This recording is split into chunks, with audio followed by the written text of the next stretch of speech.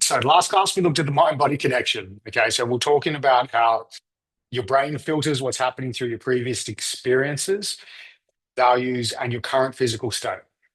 Okay, and how that creates perception, which influences how you think, feel, and your body responds moment to moment.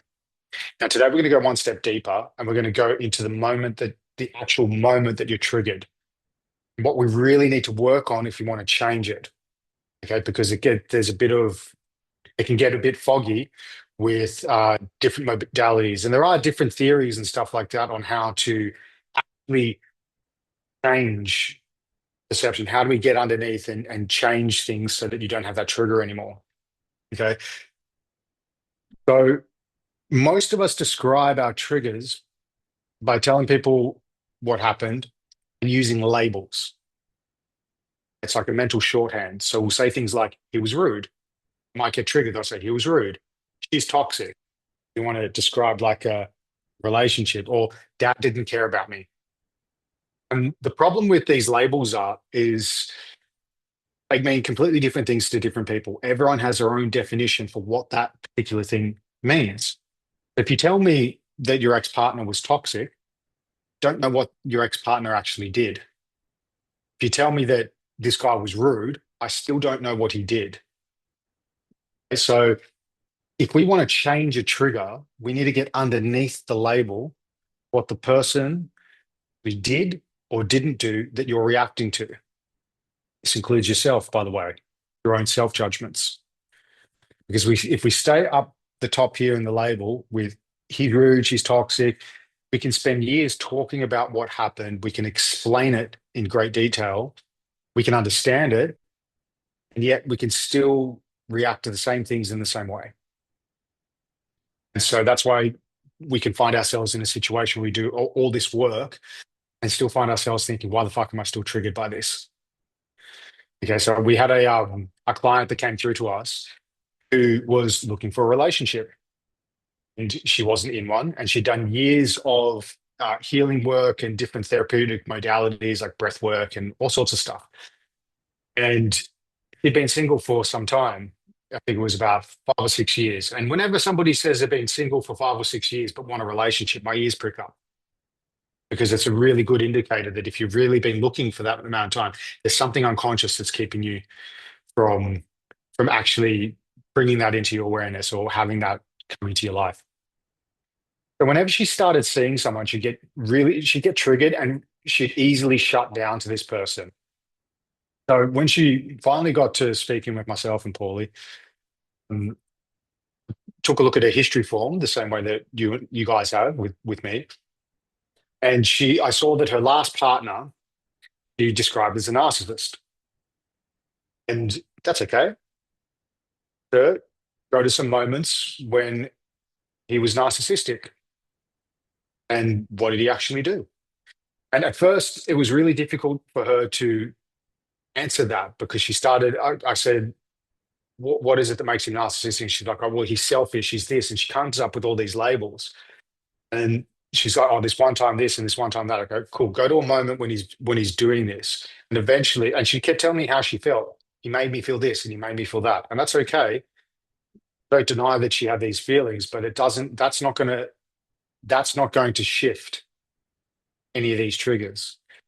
So eventually we got down to some specific moments where he was doing behaviors that she labeled as narcissistic, because her label is made up of a collection of moments and data and that all connect to it. So there were things like, specifically, prioritizing hanging out with his friends over spending time with her. He didn't want to go to some of her family gatherings, and he also prioritized his work over the relationship. Here's where it got interesting for her, is because those weren't just things that happened with her ex. When we identified them, those are things that she was reacting to in new men. So the new guy looks similar. Anytime that they did something similar, she'd get triggered and she'd shut down, she'd pull away. She didn't want to re-experience what she experienced with this person. That's fair enough. Okay. But all the work she had done explaining who this guy was and everything like that stayed at the level of label. Label and story. So when we got to the specific behaviors, the reason why this is different to the label is when it comes time to doing the balance work, and you guys will see this in our next coming sessions, everything's going to be around this. Because when she could see, when the behavior she was reacting to was he was prioritizing hanging out with his friends instead of spending time with her. When I ask her, where have you done the same? Where have you prioritized hanging out with your friends instead of your partner? She could respond to that, and she could find that within her own history. If I just say, where have you been a narcissist? See what I mean? The brain can't connect to that. And then when we could get into the moment, isolate the moment that he's doing the thing that she's judging, I could say, how was it serving you in that moment that he did this very thing? We can look at the context of her life and take a snapshot, and she can associate to a very specific behavior and how it had very specific outcomes and ripple effects based on that moment. So it's not the label, it's the very thing that her brain is actually connecting to and reacting to. And now she's making different associations. And if he had done the very thing that she wanted him to do in that moment, instead of what he actually did, what would have been the drawbacks, setbacks for her? She was able to get into the fantasy that she was comparing the moment to and say, and crack the fantasy. Because if he had stuck around, it wouldn't have been great. He didn't get along with her dad. In the moment, in one of these moments in particular, she connected with her grandmother really strongly. And her grandmother got sick not long afterwards, but that was a very special moment that she had. Now, if he was there, she would have been sitting there like more distracted and focused on the fact that he didn't get along with her dad rather than connecting with her grandmother. Once she got that, she was grateful that he wasn't there. And she, all of a sudden, the judgment stopped. But again, it was about the level of specificity to her. I don't pretend like I know what you're charged about. I just want to help you find that level of specificity. But as we started to work on moments to moments to moments around her judgments, she stopped judging him. She stopped judging herself in the same way. And the label, narcissist, dissolved by itself. What she saw was a human being who was doing things that she liked and some things she didn't like. And she was no longer, she could see all the lessons and she was free. She wasn't getting triggered anymore. She's now in a relationship. Very next guy she met, she got into a relationship with him. He's moved across the country to be with her. They're going strong. They're in a very beautiful space.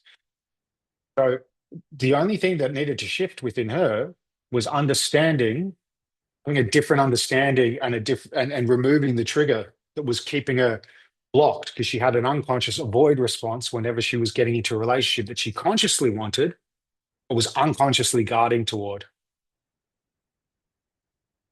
So this works for our self-judgments too, because we might not be judging, we might not have an external trigger, maybe it's an internal trigger, and it comes from moments where we've done things that we think we should have done something else and everything like that, and we have it toward ourselves.